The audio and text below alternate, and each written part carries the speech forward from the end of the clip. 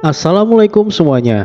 Kali ini Sinta Diary akan membawakan sebuah kisah yang berjudul Kota Iblis Xinjiang, season keempat, Sarang Ratu Iblis bagian keempat.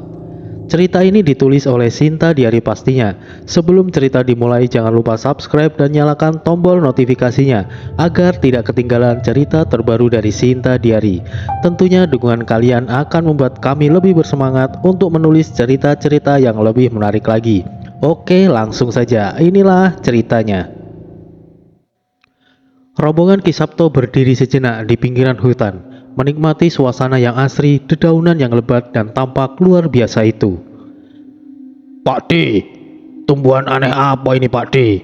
Kok terlihat menyeramkan ya? Tanya Bon.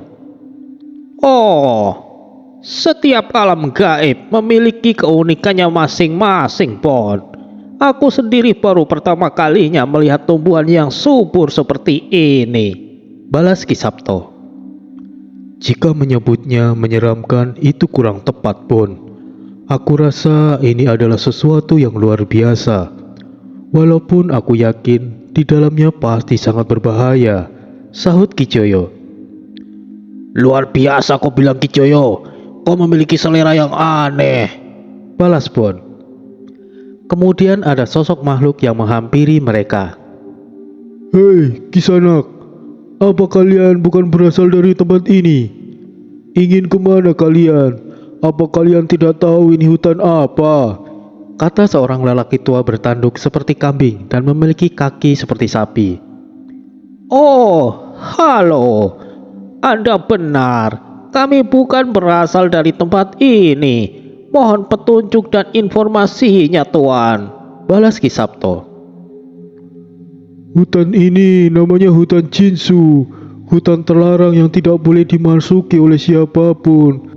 Ya, tidak ada aturan yang melarangnya, siapapun yang ingin memasukinya. Larangan ini bersifat pribadi masing-masing. Karena hutan ini sangat berbahaya, karena dihuni oleh dewa penjaga empat mata angin.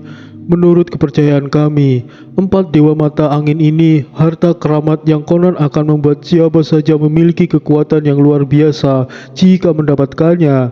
Sudah banyak yang mencoba mendapatkan harta tersebut, tapi tidak satu pun yang pernah keluar setelah memasuki hutan ini. Jelas sosok tersebut. Sepertinya menarik. Apakah harta ini bisa dimiliki siapa saja? Kata Ki Sabto seolah tertarik. Oh, ternyata begitu. Kalian ternyata kemari ingin mencoba peruntungan kalian untuk mendapatkan harta tersebut ya. Tidak akan ada yang menghalangi kalian. Aku sudah memperingatkan kalian, berhati-hatilah. Ucap sosok tersebut berlalu pergi. Terima kasih atas nasihatnya. Dewa penjaga empat mata angin. Aku sepertinya pernah mendengarnya. Ucap Ki Salak Gede sambil mengelus dagunya yang mencoba untuk mengingat sesuatu. Apa kau tahu sesuatu, Ki Salak? Tanya Bon. Sebentar. Jika tidak salah, aku pernah baca kitab Tao. Empat dewa ini adalah bintang suci pelindung yang menjaga keseimbangan suatu alam spiritual dari empat penjuru. Mereka adalah, Ki Salak menjelaskan. Dewa penjaga empat mata angin adalah sosok hewan suci yang menjaga kestabilan alam spiritual dari empat penjuru yang memiliki kekuatan bintang. Mereka adalah Shuku. Shuku adalah hewan suci penjaga mata angin selatan dan mengontrol elemen api. Ras bintang yang berhubungan dengan Shuku adalah Mars. Shuku adalah burung api yang memiliki tekad dan kemauan serta merupakan simbol dari kesetiaan. Qinglong. Qinglong adalah hewan suci yang menjaga arah mata angin timur dan mengontrol elemen air. Rasi bintang yang berhubungan dengan dewa ini adalah Jupiter. Qinglong adalah naga biru yang melambangkan sifat kemewahan dan kewenangan. Bisa juga diartikan sebagai kekuatan yang tidak ada tandingnya. Xuanwu. Xuanwu adalah hewan suci penjaga mata angin utara dengan wujud kura-kura hitam yang memiliki ekor ular. Xuanwu mengontrol elemen tanah dengan rasi bintang yang berhubungan dengan Merkurius. Xuanwu melambangkan stabilitas, hidup panjang, kepintaran, dan kesucian. Sifang Baihu. Sifang Baihu adalah wujud dari hewan suci yang menjaga mata angin barat. Ini adalah harimau putih dan memiliki hubungan dengan rasi bintang Venus. Hewan suci ini mengontrol elemen angin dan memiliki kekuatan, keberanian, dan pantang menyerah. Menurut para makhluk di sekitar hutan Jinsu, dewa penjaga mata empat angin melindungi sebuah harta pusaka yang luar biasa. Tapi itu hanyalah dugaan, karena tidak ada yang pernah tahu apa yang dijaga oleh keempat dewa ini. Aku menduga empat dewa ini menjaga nadi semesta di alam Dao ini. Terang Kisala Gede menutup pembicaraannya. Kau tahu banyak ternyata Kisalak. Ayolah, kita masuk. Pinta Ki Sabto mendahului langkah mereka. Apakah Ki Sabto tidak tahu seberapa mengerikan empat hewan suci ini? Mereka bukan hewan suci biasa. Mereka juga diberkahi oleh kekuatan bintang. Bahkan para dewa elemen sekalipun tidak bisa dibandingkan dengannya. Apakah sifat sembrono dan cerobohnya Jaka sebenarnya adalah turunan dari beliau? Benar-benar tidak tahu tingginya langit.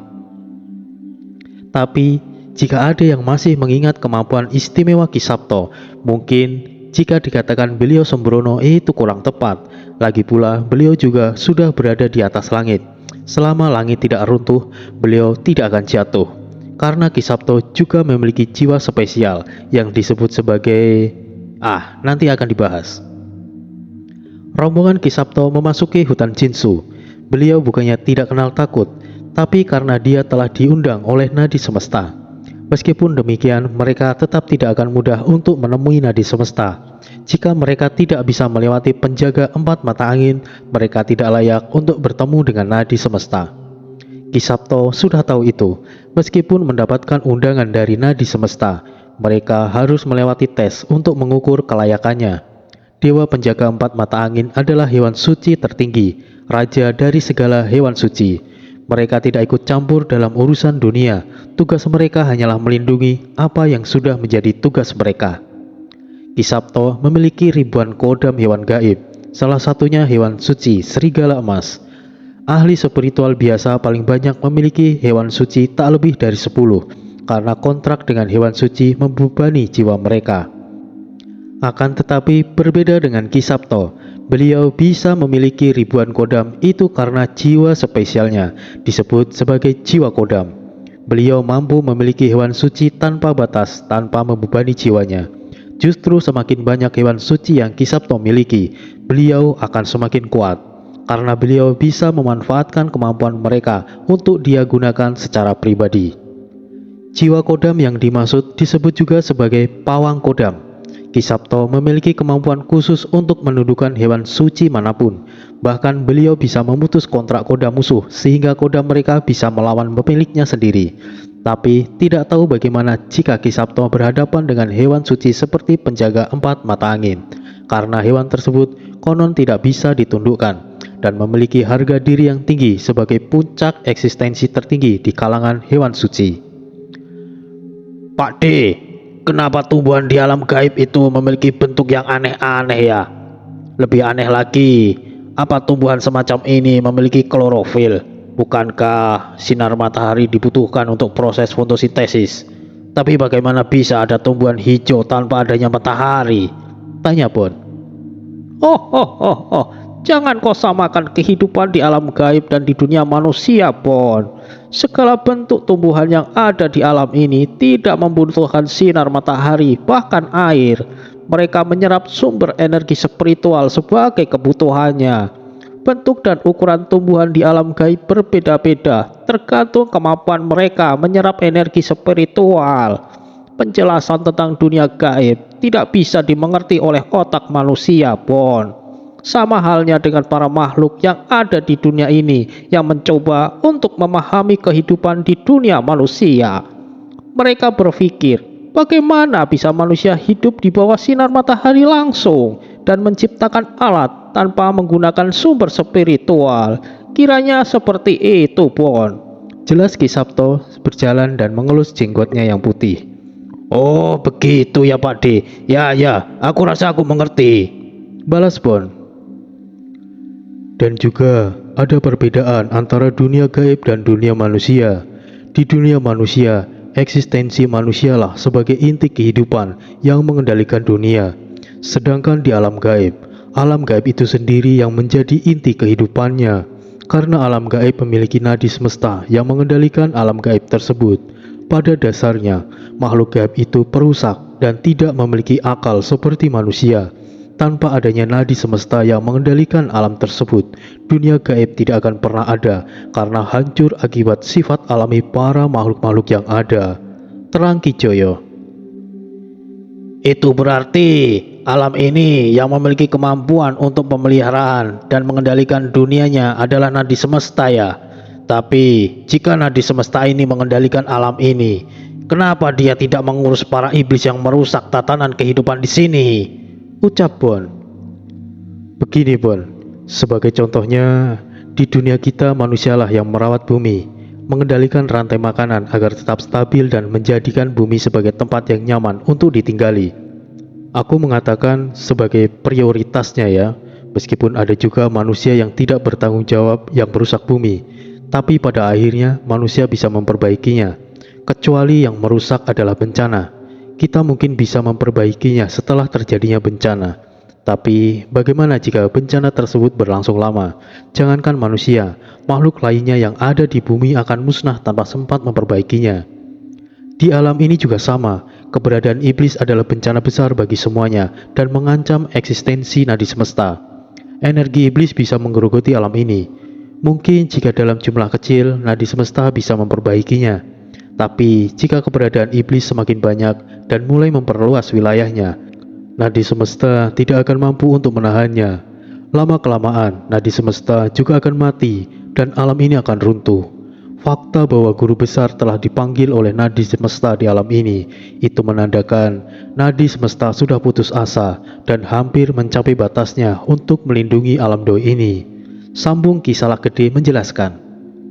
Lalu, kenapa harus Pak D?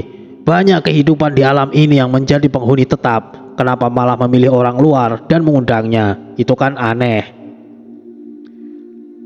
Nadi semesta hanya mempercayai mereka yang dianggap mampu.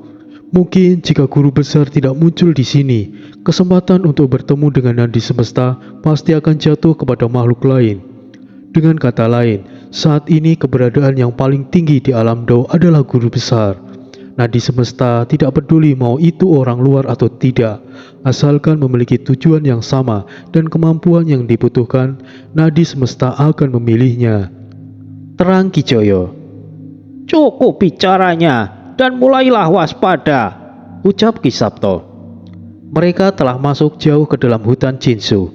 Tidak ada satupun kehadiran sosok yang dia temui. Hutan Jinsu seperti hutan tak berpenghuni.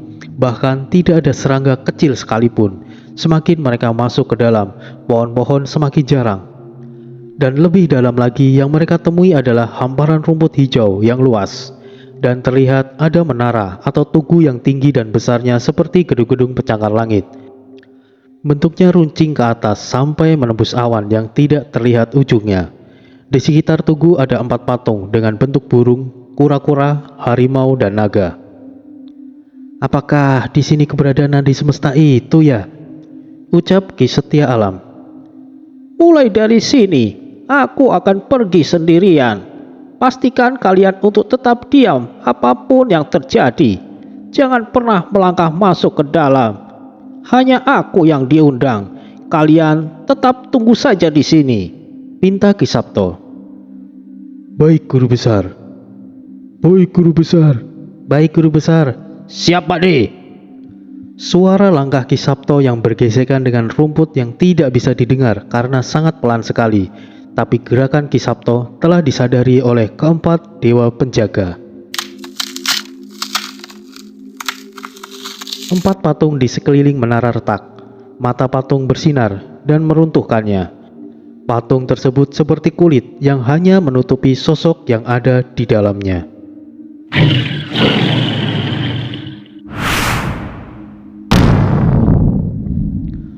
Harimau putih melompat tinggi dan mendarat tepat di hadapan Ki Sabto.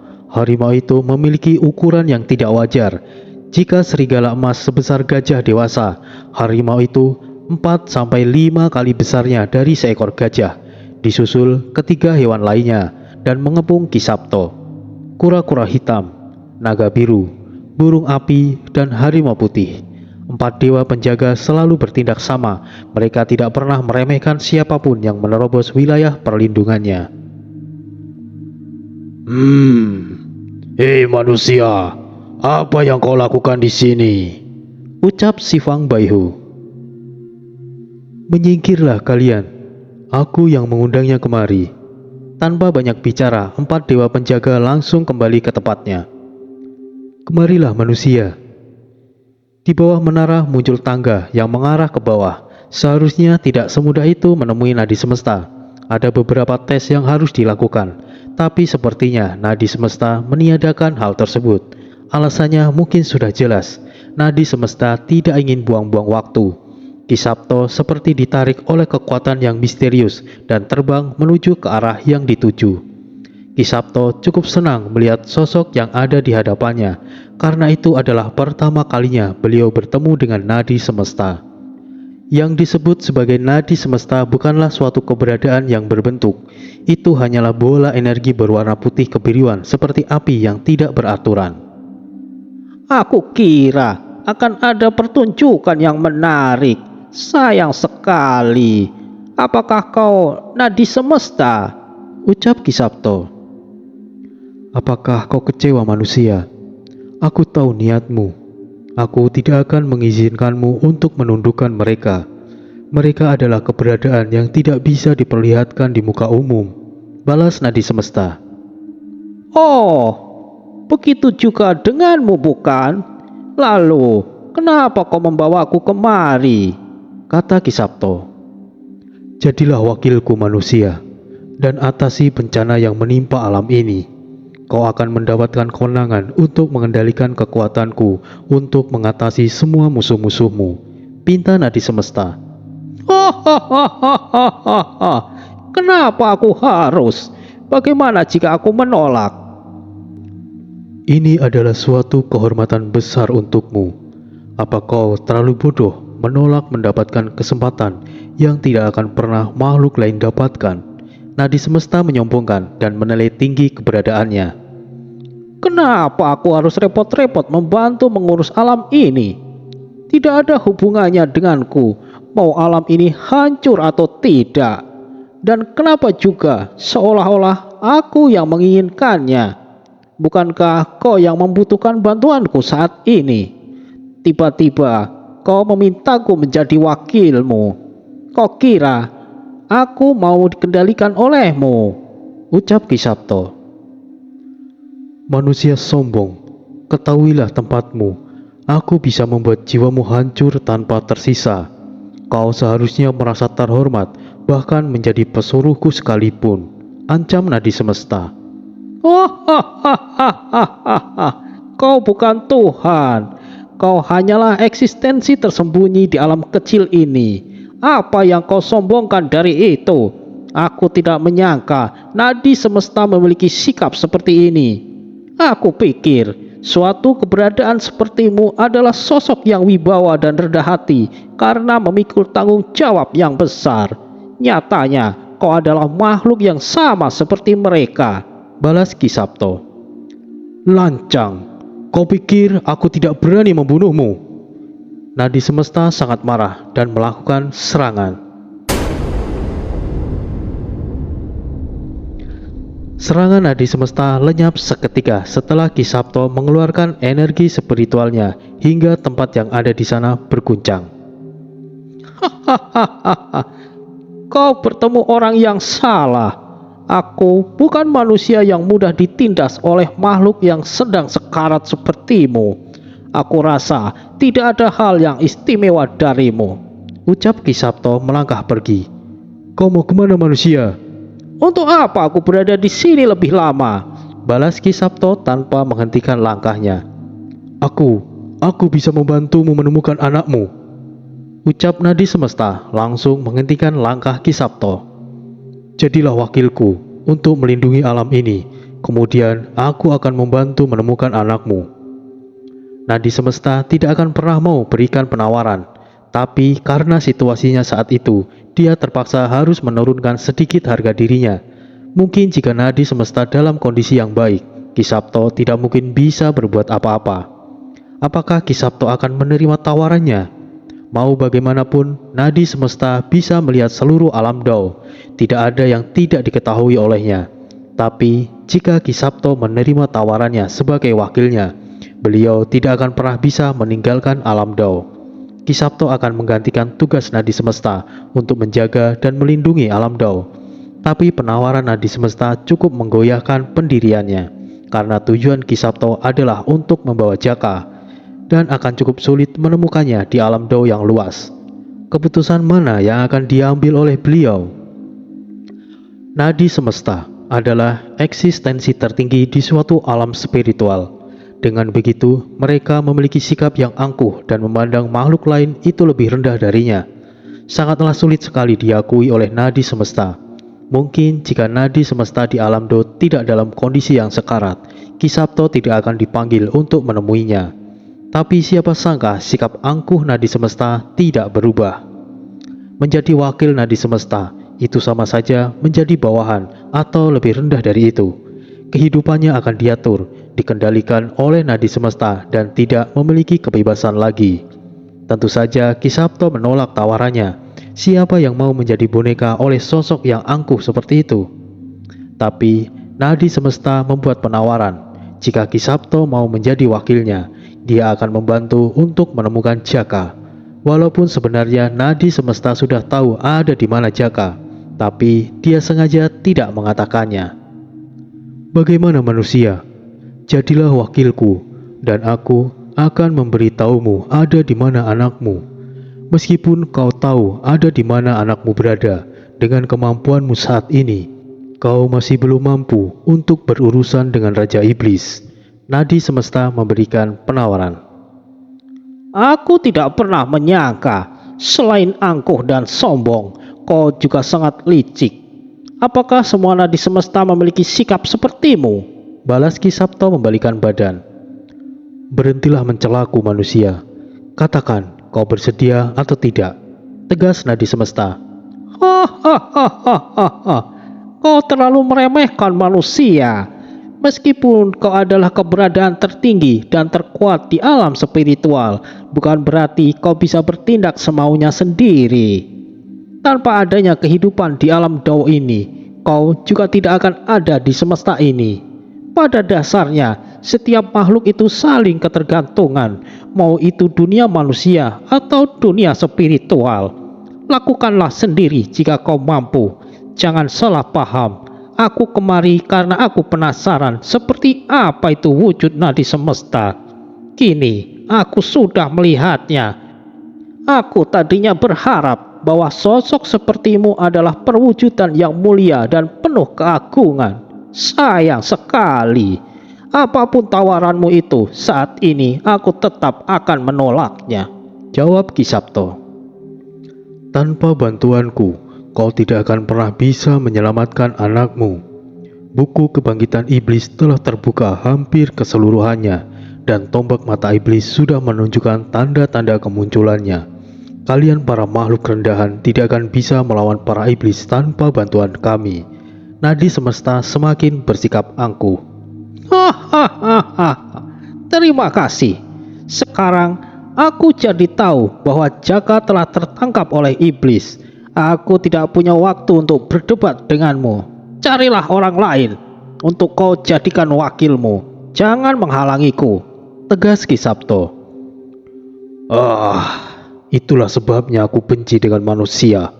Kalian benar-benar keras kepala dan merepotkan. Katakan apa maumu supaya kau mau menjadi wakilku. Sekali lagi nadi semesta berikan penawaran. Bukankah sudah jelas? Aku mau pergi dari sini. Apalagi yang kau harapkan dari manusia rendahan sepertiku? Bukankah kau menilai tinggi dirimu sendiri? Lakukan saja sendiri. Balas Ki Sabto memancingnya. Sudah cukup. Aku salah sebelumnya, wahai manusia yang mulia. Katakan apa maumu supaya kau mau bekerja sama denganku. Kata nadi semesta terpaksa. Oh, aku tidak mendengar ketulusan dari ucapanmu itu. Balas Ki Sabto. Jangan menggodaku manusia. Nadi semesta mulai marah. Hahaha. Ketahuilah, aku bisa bertindak sendiri tanpa bantuanmu. Jangan meremehkan kami sebagai manusia. Kau sudah hidup sangat lama, tentunya kau tahu apa yang bisa dilakukan oleh manusia. Di dunia kami adalah eksistensi tertinggi yang mengendalikan dunia. Dan kami tidak sepertimu. Meskipun pada dasarnya manusia itu lemah secara individu, kami kuat jika bersama. Jadi, untuk apa butuh bantuan darimu? Lagi pula, alam Dao bukanlah kewajiban manusia untuk mengurusnya. Kau keliru jika kepentingan alam Dao akan berkaitan dengan manusia. Jelas Ki Sabto. Jika aku tidak dalam kondisi sulit, aku tidak akan meminta manusia sepertimu untuk membantuku. Katakan, apa yang kau inginkan supaya kau mau membantuku. Dengan bantuanku, tentunya akan lebih memudahkan untuk melawan para iblis itu. Kita di pihak yang sama, jadi cukup tidak perlu buat ini menyulitkan, ucap nadi semesta. Hahaha, baiklah, jadikan aku mastermu, pinta Ki Sabto tegas. Apa? Apa aku salah dengar? Jangan bercanda manusia. Tidak ada dalam sejarah keberadaanku ini harus tunduk kepada manusia. Nadi semesta menegaskan. Maka buatlah sejarah itu ada. Lagi pula, kau juga tidak dalam kondisi untuk mendengarkan candaan, balas Ki Sabto. Jadilah tangan kananku. Tidak. Penasihatku. Tidak mau. Kepercayaanku. Aku menolak. Manusia benar-benar menjengkelkan. Kalau begitu, jadilah rekanku. Ini penawaran terakhirku. Nadi semesta menunjukkan keseriusannya. Ki Sabto lalu mulai mempertimbangkan. Rekan? Manfaat apa yang aku dapatkan jika menjadi rekanmu? Tanya Ki Sabto. Tidak ada bawahan atau atasan. Kita setara. Kau masih bisa memanfaatkan kekuatanku, tapi memiliki batas tertentu. Hanya ini penawaran terbaik yang bisa aku berikan padamu. Mengingat kau cukup percaya diri menghadapi para iblis itu, aku rasa ini cukup. Lalu, bagaimana dengan kesepakatannya? Sebagai rekan pastinya memiliki tujuan yang sama dan memiliki keuntungan yang sama. Aku minta kau untuk melenyapkan para iblis itu, atau setidaknya kurung kembali mereka di tanah Xinjiang. Lalu aku akan membantumu untuk mendapatkan anakmu dan rekan-rekannya. Bagaimana? Jelas nadi semesta. Oh, itu tidak buruk, cukup adil. Lalu, bagaimana setelah kita menyelesaikan tugas ini? Apakah kau akan memaksaku untuk tetap tinggal di sini? Ki Sabto meminta penjelasan di akhir kesepakatan. Karena kau telah bertemu denganku, seharusnya kau akan tetap di sini. Tapi karena tidak ada ikatan bawahan atau atasan, setelah semua berakhir, aku tidak akan menahanmu jika kau ingin kembali ke duniamu. Menjadi rekan tidak bertindak sesuai tujuan yang sama tanpa ada paksaan atau memerintah satu sama lain. Bagaimana menurutmu? Baiklah, jika begitu, aku sepakat. Perjanjian antara Ki Sabto dan nadi semesta telah dibuat. Sebenarnya, Ki Sabto ingin menundukkan nadi semesta dan menjadi master semesta. Akan tetapi, menundukkan nadi semesta bukan perkara yang mudah. Penawaran yang diberikan oleh nadi semesta sebagai rekan juga tidaklah buruk. Sejauh ini adalah penawaran yang terbaik yang didapatkan manusia dari nadi semesta. Alam Dao bukanlah alam satu-satunya di negeri Cina, seperti di Nusantara yang memiliki alam spiritual yang tersebar, seperti alam Merapi, alam Samarantu, alam Kerinci, dan lain sebagainya. Tentu saja di setiap alam spiritual pasti ada keberadaan nadi semesta, seperti yang sudah diketahui. Alam Samarantu sudah memiliki master semesta, yaitu Mbah Bagong. Sebagai keberadaan tertinggi di Nusantara, Mbah Bagong tentunya tidak akan kesulitan mendapatkan pengakuan dari nadi semesta.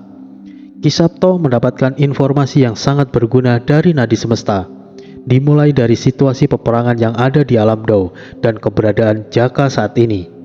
Jaka kini berada di penjara di sarang Ratu Iblis bersama Rio. Untuk sementara waktu, mereka aman. Jaka masih dalam kondisi terbaiknya, sehingga para iblis masih belum bisa menjadikannya sumber energi di sarang Ratu Iblis. Tapi, kondisi Rio cukup memprihatinkan. Mungkin tak lama lagi dia bisa digunakan sebagai sumber energi. Dan informasi yang lebih mengejutkan lagi adalah salah satu manusia rekan Jaka yang bernama Raka Sidan sudah tidak ada harapan untuk menyelamatkannya. Karena jiwa Raka telah dimurnikan dan sudah menjadi bagian dari energi sarang Ratu Iblis. Aku tidak punya waktu jika situasinya sudah seperti ini. Aku akan segera pergi ke medan perang, ucap Ki Sabto. Pergilah, kau satu-satunya harapan bagi alam Do ini. Aku menantikan keberhasilanmu, balas nadi semesta. Oh iya, aku lupa. Apa aku boleh membawa salah satu hewan suci yang... Tidak. Nadi semesta langsung menolak permintaannya. Bukankah disayangkan makhluk kuat seperti mereka hanya sebagai pajangan di tempat ini? Biarlah seperti itu. Mereka bukanlah sesuatu keberadaan yang sembarangan diperlihatkan di dunia luar. Mereka bukan hanya sebagai pelindung di alam Do saja, tapi juga sebagai keseimbangan di seluruh alam semesta ini. Jelas nadi semesta. Yang dimaksud adalah bukan alam semesta secara keseluruhan, akan tetapi alam spiritual yang ada di seluruh Cina dan sekitarnya. Jangan membodohiku. Mereka adalah dewa yang menjaga 4 mata angin. Seharusnya mereka tersebar di setiap penjuru mata angin. Dengan kata lain, kau sengaja menguasai mereka sendiri untuk kepentinganmu sendiri. Bukankah kau terlalu serakah? Bagaimana jika nadi semesta di alam lainnya tahu tentang ini? Ucap Ki Sabto. Jangan mempersulitku, kau cukup diam saja, balas nadi semesta. Apakah itu perintah? Sudahlah, kenapa kau tidak pergi saja? Kau bisa bawa salah satu dari mereka, tapi kau harus menundukkannya. Aku tidak akan ikut campur. Dan pastinya kau tidak akan bisa menundukkan salah satu dari mereka. Lebih baik pergilah, jangan buang-buang waktu, ucap nadi semesta. Itulah jawaban yang aku inginkan. Ki Sabto kemudian melangkah keluar. Hei, kau tidak akan mencoba untuk menundukkan salah satu dari mereka, bukan? Jangan nekat, kau bisa mati, kata nadi semesta. Ki Sabto tidak memperdulikan ucapannya dan tetap berjalan keluar di ruangan tersebut. Sebagai seorang ahli dalam pejinak kodam, Ki Sabto tentu saja tidak ingin melewatkan kesempatan itu untuk menundukkan sosok hewan suci dengan tingkat tertinggi yang ada di depan matanya. Beliau berdiri di depan Sifang Baihu, atau dengan nama lain Kaisar Macan Putih. Satu jiwa membakar angkara, tangisan langit membasuh jiwa, kehendak kehidupan memiliki jalan takdirnya, kesombongan adalah ego, rendah hati adalah sikap, jalan surga adalah pencerahan, membuat jiwa kotor perlahan suci, suci karena kehendak sang pencipta. Ki Sabto merapalkan mantra. Cahaya pemurnian menyinari Sifang Baihu dan membuatnya terganggu. Mantra yang diucapkan menggunakan Jawa kejawen dan langsung diartikan. Meskipun tidak begitu paham karena rumit dan setiap kata mengandung energi spiritual yang berpengaruh jika diucapkan.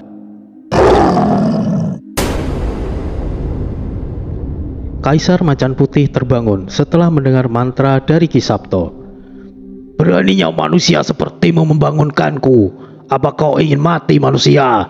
Ancam Kaisar Macan Putih. Aku memang tidak berharap semudah itu menundukkanmu. Apa aku salah dengar? Kau ingin menundukkan aku? Kau benar-benar mencari kematianmu, manusia. Kaisar Macan Putih terkejut dengan perkataan Ki Sabto. Nadi semesta sengaja melepaskan belenggu Kaisar Macan Putih. Dia tentu sengaja mempersulit Ki Sabto. Tapi sebagai seorang penjinak binatang buas, semakin kuat hewan suci yang Ki Sabto hadapi, akan semakin bersemangat beliau. Tidak ada yang tidak bisa dijinakan oleh Ki Sabto selama ini, tapi Ki Sabto tidak yakin mampu menjinakkan salah satu dewa penjaga empat mata angin. Gerbang leluhur, terbukalah.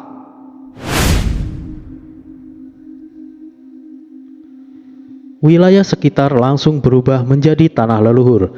Tanah leluhur adalah teritori yang dimiliki oleh Ki Sabto, atau tempat yang paling diinginkan oleh hewan suci. Siapapun itu sosok yang memiliki wujud hewan pasti akan mengenali tanah leluhur. Ibaratkan tanah leluhur adalah surga bagi mereka. Sialan, manusia itu, dia bukan hanya sekedar penjinak kodam, tapi seorang master tanah leluhur. Nadi semesta tidak bisa menutupi keterkejutannya. Kaisar Macan Putih terdiam 1000 bahasa. Bahkan ketiga hewan penjaga lainnya juga terbangun dan tak ingin melewatkan kesempatan untuk melihat tanah leluhur. Apakah Kaisar Macan Putih akan tunduk kepada Ki Sabto? Atau mungkin keempat dewa penjaga justru akan mengikutinya? Kini nadi semesta seharusnya tahu, sejak awal dia salah telah meremehkan manusia.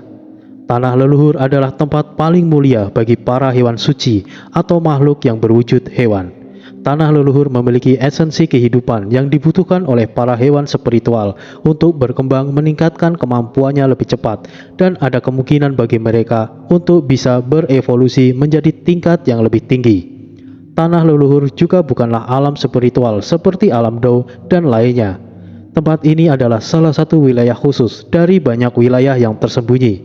Tidak ada nadi semesta di wilayah tersebut, tetapi memiliki keistimewaannya tersendiri.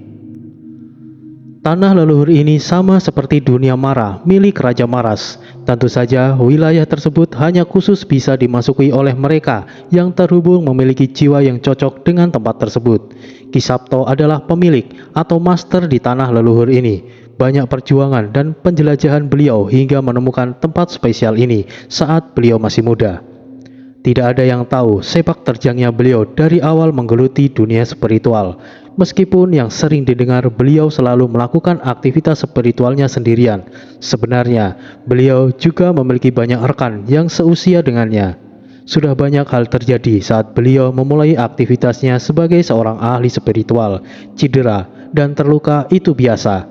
Tapi yang paling menyakitkan adalah kehilangan seseorang rekan seperjuangan dan orang-orang yang beliau percayai dan hormati. Perjalanan beliau di dunia spiritual tentu saja tak kalah hebat dengan Tori dan kawan-kawan. Beliau bisa hidup sampai saat ini juga tidak lepas dari keringat dan darah milik rekan-rekannya yang tertumpah saat berjuang bersama. Ki Sabto telah membuka gerbang tanah leluhur. Ini adalah salah satu andalan yang dimiliki olehnya. Pada dasarnya, memiliki satu kodam saja harus melewati proses yang sulit dan perjanjian yang berat sebelah. Lebih menguntungkan pihak kodam tentunya, kecuali mereka yang memiliki kodam leluhur dan orang-orang spesial lainnya. Meskipun Ki Sabto termasuk dalam kategori seseorang yang spesial, beliau tidak bisa dibandingkan dengan orang spesial lainnya. Selain jenius, beliau juga diberkati dengan jiwa spesial yang disebut penjinak kodam, serta kepemilikannya tanah leluhur. Memiliki tanah leluhur, beliau tidak perlu melakukan kontrak dengan para kodam. Justru para kodamlah yang harus membuat kontrak dengan beliau, karena mereka yang ingin memasuki tanah leluhur harus tunduk dengan aturan yang beliau tetapkan. Sudah ada ribuan makhluk yang ada di tanah leluhur, dari sosok yang lemah hingga hewan suci. Ajian 1000 kodam milik Ki Sabto bukan hanya sekedar nama belaka, karena memang setelah ajian ini diucapkan, benar-benar akan muncul 1000 kodam. Kaisar Macan Putih tidak bisa berkata apa-apa melihat tanah leluhur yang diimpikan oleh setiap makhluk seperti dirinya. Dewa penjaga lainnya juga tertegun melihatnya. Tanah leluhur, apa benar ini tempatnya? Tidak aku sangka aku punya kesempatan untuk melihatnya di umurku yang sekarang, ucap kura-kura hitam. Energi yang melimpah ini, tidak salah lagi, ini adalah tanah leluhur. Hanya dengan memandangnya saja membuat jiwaku bergejolak dan aku merasa lebih muda 50 tahun, sahut burung api.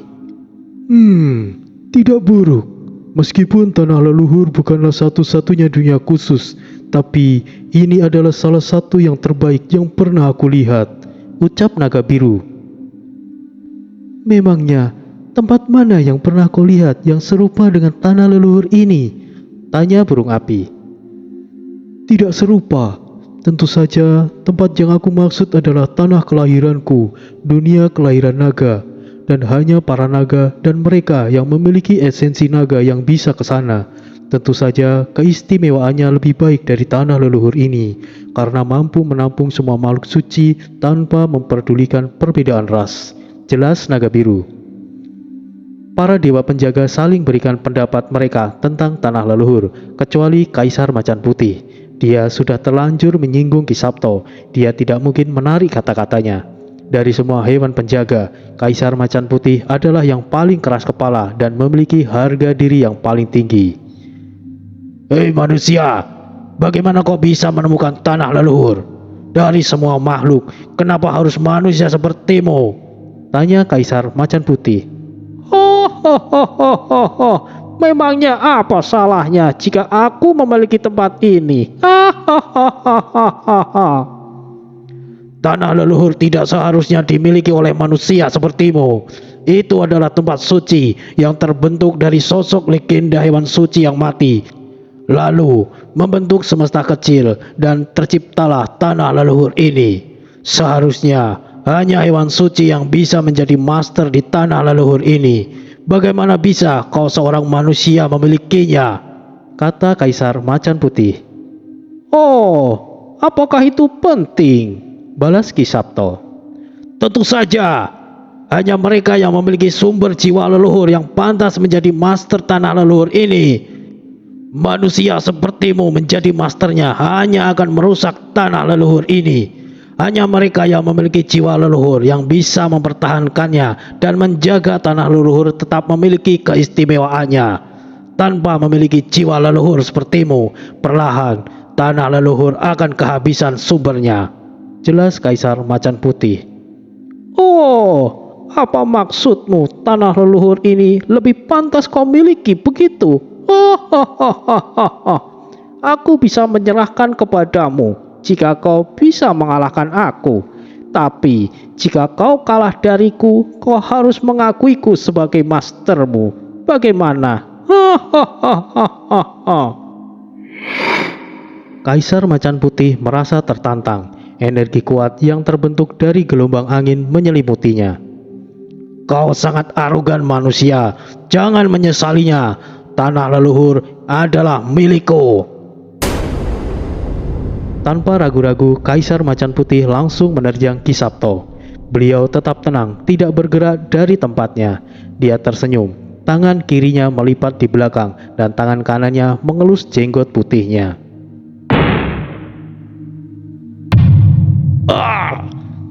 Apa ini? Aku tidak bisa bergerak. Apa yang dilakukan manusia itu? Batin Kaisar Macan Putih. Kaisar Macan Putih tidak berdaya. Dia gemetar menahan tekanan yang tidak bisa dia lepaskan. Dari dulu aku selalu heran dengan makhluk seperti kalian yang memandang diri kalian adalah puncak tertinggi di setiap makhluk. Membandingkan manusia ini, manusia itu, dengan kalian yang memiliki gelar tertinggi seakan tidak pernah tergoyahkan. Aku mendapatkan tanah leluhur karena memang seharusnya aku mendapatkannya. Bukalah matamu baik-baik. Cahaya warna-warni menyinari Ki Sabto. Itu adalah cahaya murni jiwa leluhur yang dimiliki olehnya. Baiklah. Terjawab sudah keraguanku. Aku menduga ini karena manusia biasa tidak akan bisa menjadi master tanah leluhur. Ternyata dia memiliki sumber dari leluhur. Ucap kura-kura hitam. Malangnya Baihu. Kata naga biru. Aku rasa kau sudah kalah tanpa melakukan perlawanan, kucing besar.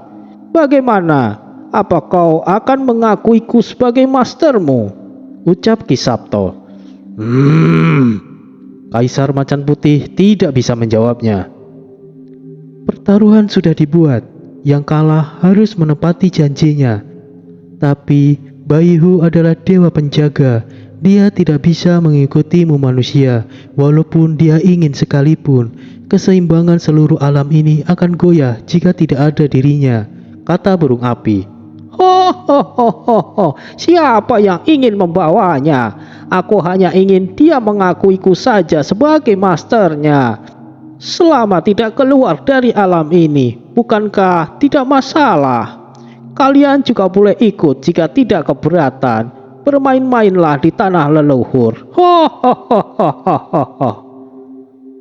Benarkah kami boleh memasukinya? Naga biru bersemangat. Memangnya aku pernah mengatakan melarang kalian? Tanah leluhur adalah tempat terbaik bagi kalian. Aku tidak pernah pilih-pilih siapa yang harus memasukinya. Jelas Ki Sabto.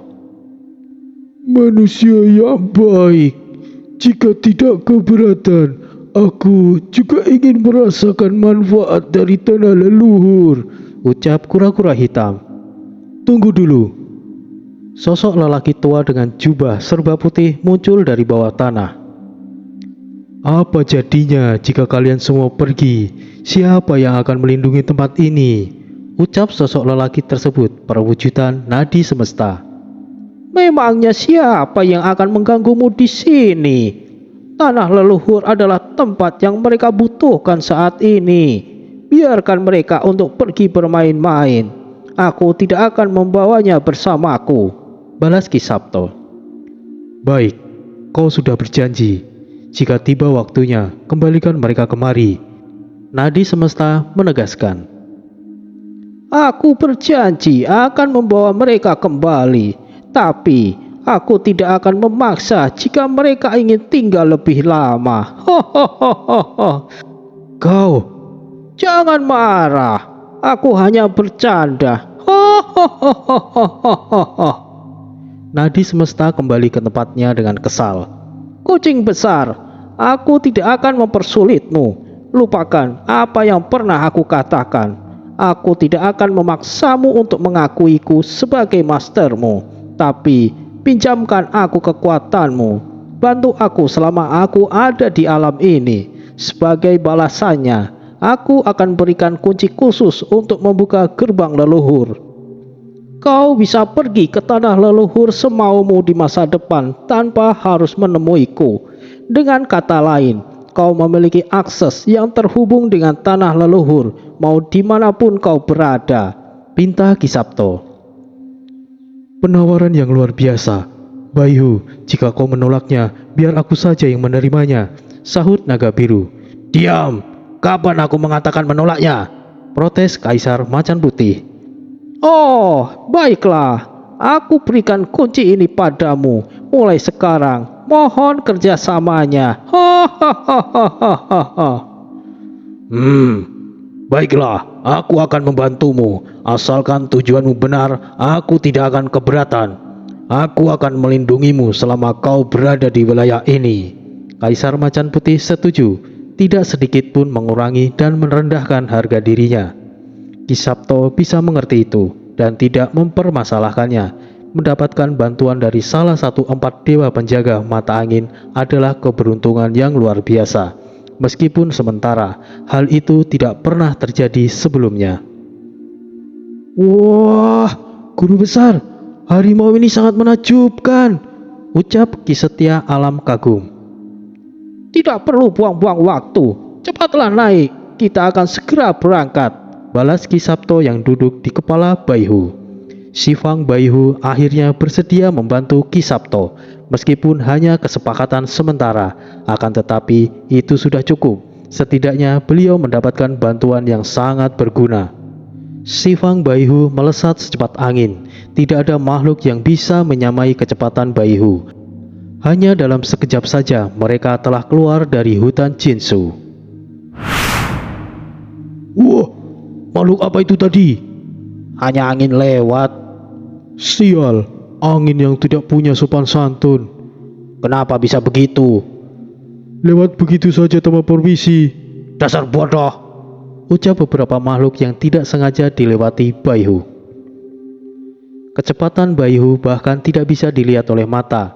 Baihu berlari di udara menginjak angin dengan kecepatan yang sangat tinggi. Ki Sabto Pamungkas adalah legenda hidup di dunia spiritual. Pencapaiannya tentu saja tidak bisa dibandingkan dengan Mbah Gun maupun Mbah Sabar sekalipun. Dari awal hidupnya telah didedikasikan untuk mengejar dunia spiritual. Tidak ada yang lebih berpengalaman di dunia spiritual selain beliau. Sang Grandmaster telah mulai bergerak. Kira-kira kejutan seperti apa yang akan diberikan olehnya untuk para iblis? Ki Sabto dan rombongannya sudah mulai bergerak. Beliau juga mendapatkan dukungan nadi semesta alam Dao serta perlindungan dari salah satu dewa penjaga empat mata angin, Sifang Baihu. Sementara itu, para raja dan tokoh kuat dari Nusantara juga sudah mulai mendekat. Bonaye sebagai penasihat tertinggi dari bangsa iblis mulai mengatur strateginya. 4 dari 5 perbatasan kota yang melindungi kota terlarang telah jatuh. Pasukan iblis gelombang kedua telah bersiap. Invasi kali ini melibatkan banyak jenderal iblis sejati yang tidak diketahui sebelumnya. Hanya menunggu perintah dari pusat, mereka akan melakukan pergerakan untuk menyerang kota terlarang. Sementara itu, tidak jauh dari daratan alam Dao, di suatu tempat perairan Laut Cina Selatan, atau disebut sebagai Laut Zainan, yang diartikan sebagai Laut Bencana. Dari seluruh Laut Asia, Laut Zainan adalah tempat yang paling berbahaya. Dinilai laut ini lebih berbahaya dari laut di segitiga Bermuda, karena aktivitas laut di sana terlihat jelas dengan ombaknya yang sangat mengerikan. Dalam pemandangan spiritual, Laut Zainan dipercaya menyimpan pusaka atau benda keramat, salah satu dari 3 benda keramat yang dimiliki oleh Sang Raja Iblis sejati. Jika buku kebangkitan iblis berada di daratan, maka pusaka keramat berada di laut ini. Semenjak buku kebangkitan iblis telah aktif, kondisi di Laut Zainan semakin memburuk. Gelombang air terus bergejolak. Langit di atasnya juga selalu gelap, tertutup awan mendung yang kapan saja bisa turun hujan yang besar. Angin laut juga bertiup sangat kencang, tidak seperti biasanya, yang membuat penduduk di sekitar pantai tidak berani melakukan aktivitasnya di pinggiran pantai. Menurut pengamatan para ahli spiritual di Cina pada masa lalu, Laut Zainan adalah tempat bersemayamnya iblis jahat yang telah tertidur sambil menjaga suatu benda pusaka yang mampu menghancurkan apa saja yang dilihatnya. Pernah disebutkan sebelumnya bahwa ada 3 benda pusaka keramat milik Sang Raja Iblis sejati: buku kebangkitan iblis, mahkota iblis, dan tombak mata iblis. Sebetulnya tidak ada yang tahu nama-nama benda keramat milik Raja Iblis ini, kecuali buku kebangkitan iblis. Akan tetapi penyebutannya anggap saja namanya mahkota iblis dan tombak mata iblis. Sementara itu, di lokasi pantai selatan, Kerajaan Nyi Roro Kidul. Yang Mulia Ratu, menurut laporan dari Nyi Blorong, aktivitas di Laut Bencana semakin terlihat. Saya takut pergerakannya akan dimulai. Saat ini pasukan Nyi Blorong memang sudah bersiap untuk menghadang. Tapi dengan jumlah dan kemampuannya, saya takut Nyi Blorong tidak akan bisa bertahan, Yang Mulia. Mohon Yang Mulia Ratu untuk segera mengambil tindakan pencegahan, Pinta penguasa sedang PP, Rara Gupita. Aku tahu, jika penguasa Laut Bencana terbangun, ini akan menjadi malapetaka yang sulit untuk dihindari. Mungkin dari semua musuh yang pernah aku lawan, penguasa Laut Bencana adalah yang paling terburuk. Tidak seperti Laut Kematian yang tenang. Selama kita tidak menyinggung Laut Kematian, kita akan baik-baik saja. Akan tetapi, jika penguasa Laut Bencana sudah terbangun dari tidurnya, seluruh kehidupan di laut akan terancam. Perintahkan Blorong untuk mundur. Jangan terlalu dekat dengan Laut Bencana. Kita butuh rencana dan menyatukan seluruh penguasa lautan untuk ikut bertindak. Ini bukan hanya masalah bagi penghuni pantai selatan saja, tapi juga bagi seluruh kehidupan di lautan. Lagi pula, Laut Bencana tidak bisa dihadapi dengan kemampuan kita. Jadi, kita tidak perlu bertindak sendiri, tutur Nyi Roro Kidul. Baik Yang Mulia Ratu, segera akan saya informasikan kepada Nyi Blorong, ucap Rara Gupita. Aku tidak menyangka seorang penguasa pantai selatan yang terkenal di seluruh lautan Nusantara akan bertindak hati-hati dengan penguasa lautan yang tidak dikenal ini. Bukankah jika hal ini terdengar oleh penguasa lainnya, Anda akan ditertawakan? Sahut penguasa Laut Utara, Dewi Lanjar. Apa kau sekarang sedang menertawakanku, saudariku? Laut Bencana memiliki sejarah yang sangat panjang.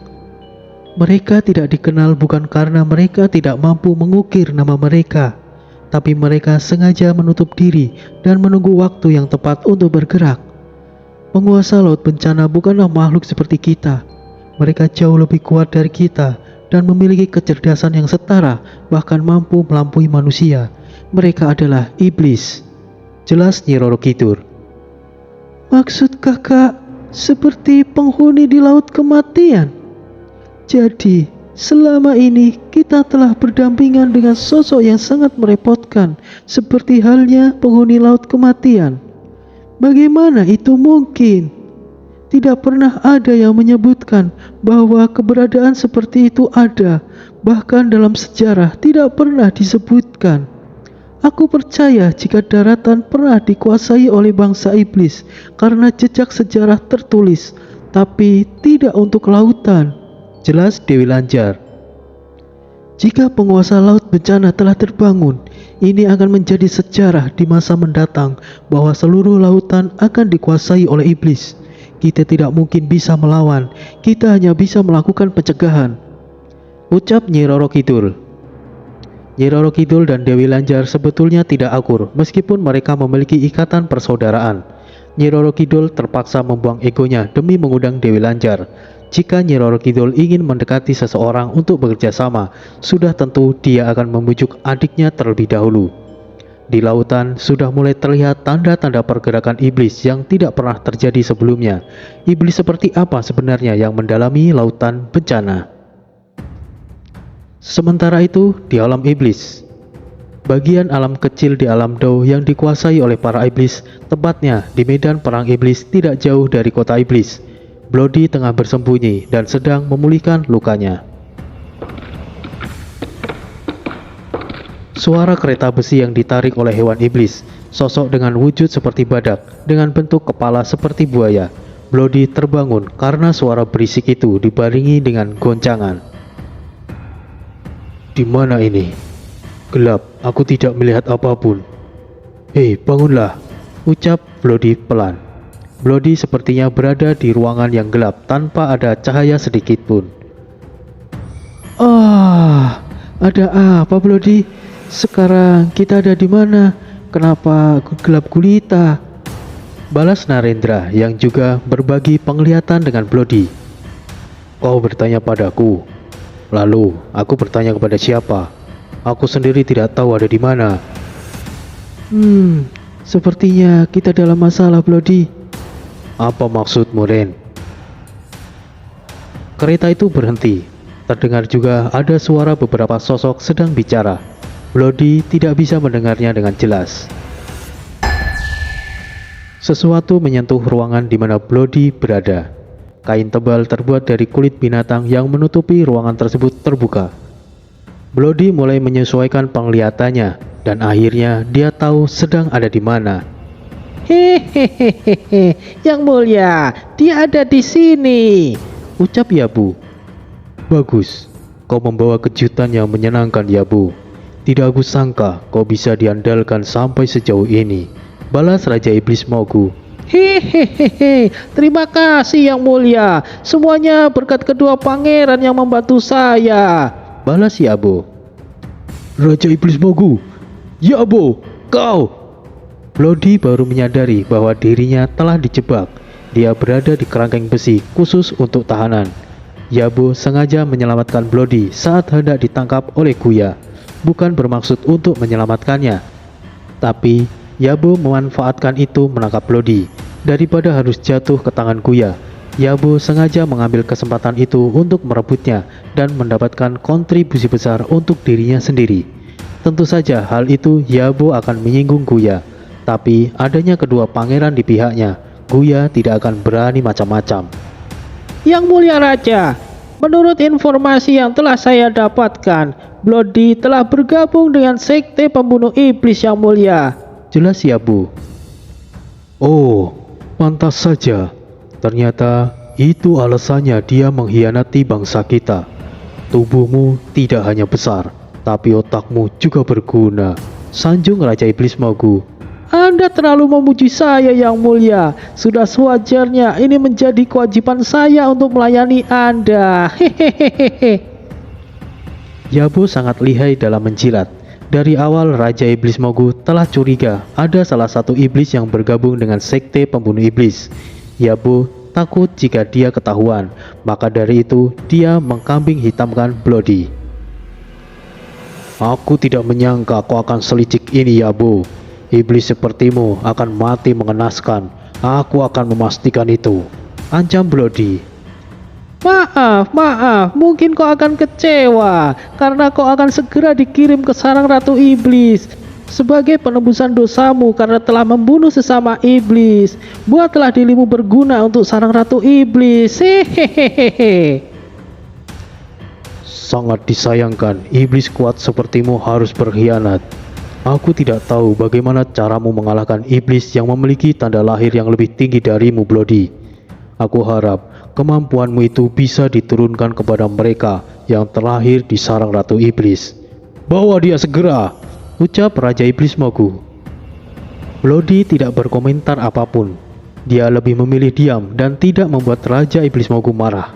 Bloody masih belum apa-apa jika dibandingkan dengan Raja Iblis Mogu. Akan sangat buruk jika Bloody mati di tempat. Saat ini setidaknya Bloody masih memiliki sedikit harapan untuk bisa lolos, meskipun dia tidak tahu bagaimana caranya melakukannya. Kejutan yang tidak terduga akan terjadi saat Bloody bertemu dengan Jaka dan Rio. Sungguh keputusan gegabah membawa Jaka ke tempat sarang Ratu Iblis.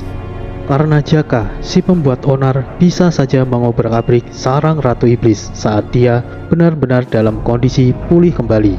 Dan pertemuannya dengan Bloody ini akan membuat rencana Jaka lebih mudah.